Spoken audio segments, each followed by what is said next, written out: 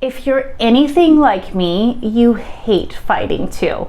I cannot stand arguments, yelling, fighting, and destructive behaviors. It seriously drains my soul, and it's a very ineffective form of communication. Because what happens when we're in a state of anger and frustration, we end up saying things that might very well be regretful to us later.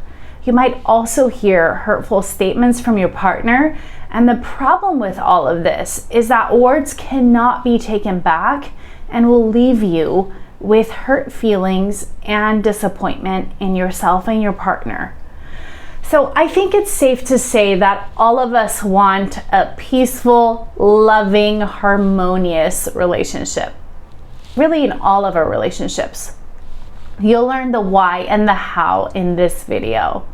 Welcome back to Thriving Woman. Well, you'll learn new skills and tools to overcome mental and emotional blocks and learn how to thrive in all areas of your life. There's nothing wrong with having discussions and disagreements with your partner, your friends, your family members, whoever it is.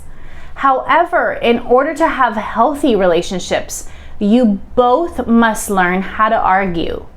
Learning conflict resolution can have many benefits. It can strengthen your relationships since it allows you for emotional expression and avoids abuse.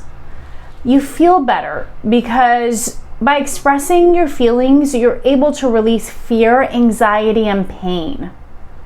Your partner will not have to guess your thoughts, feelings, and your personal opinions. Intimacy increases.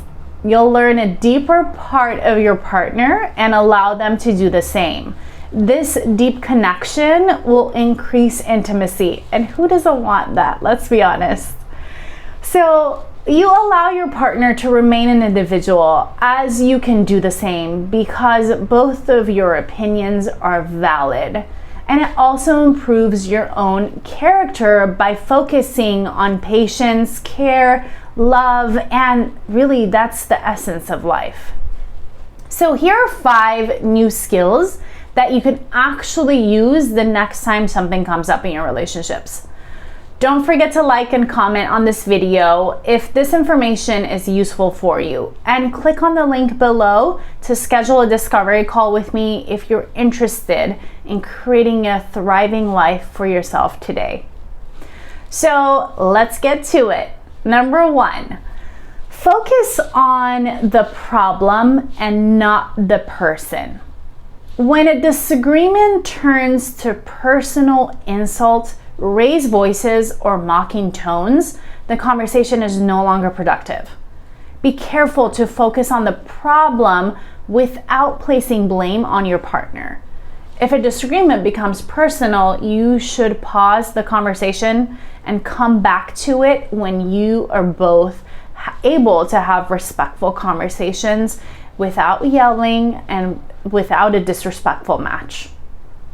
Number 2, use reflective listening. Oftentimes during arguments, you can focus on your own point and that's all you care about. One of the first things I teach my clients is to listen to understand instead of listening to respond. So before responding to your partner, restate what they have said to you in your own words. Continue this process until your partner agrees that you understand. Next, share your side. Your partner should reflect back on your ideas in their own words until they too understand. This will allow you both to feel heard and understood, even if there are differences in views and opinions.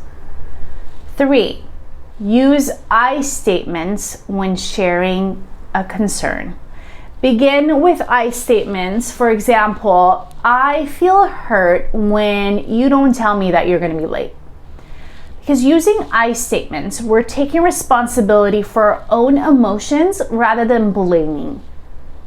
Because that's the way we usually communicate when our feelings are hurt and someone steps on our personal values. We say something like, "You never tell me when you're going to be late. You have no respect for me."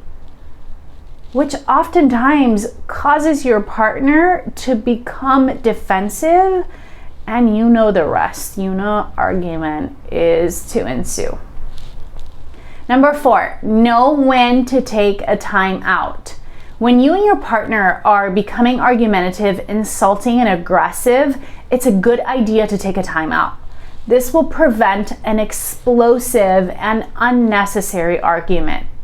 Have a plan so you and your partner can call for a break whenever needed, and do not get upset that your partner needs a break when you don't think you need one. Respect their needs.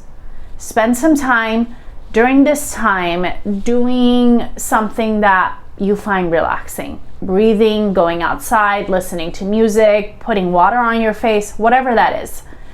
When you both are calm and you're able to return to solving the problem, then come back together.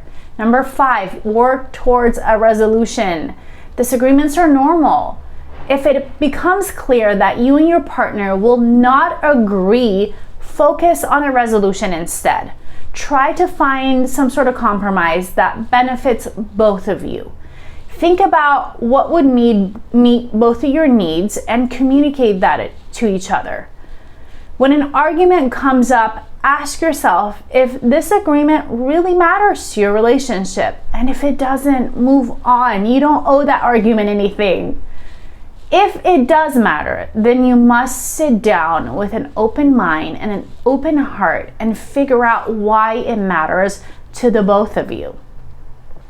Let me know if this was helpful for you. Don't forget to use the link below if you're ready to schedule a discovery call with me today and truly start the next chapter of a great life. Leave a comment. Leave any questions that you may have, or even suggestions for what would be beneficial on your healing journey. As always, don't forget to be kind to yourself and others. Much